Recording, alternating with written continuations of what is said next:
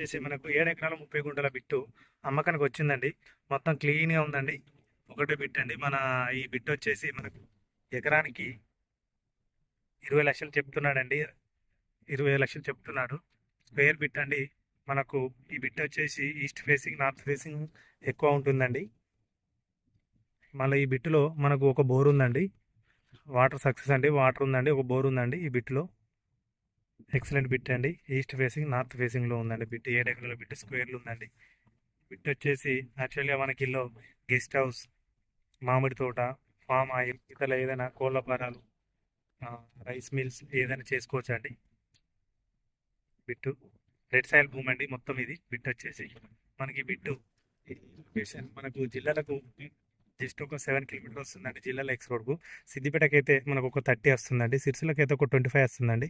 జేబీఎస్కి అయితే ఒక 132 131 వస్తుందండి. ఈ బిట్ వచ్చేసి స్క్వేర్ బిట్ అండి. ఎక్సలెంట్ ఉందండి బిట్ వచ్చేసి. కరీంనగర్కి అయితే ఒక 55 వస్తుందండి కరీంనగర్కు.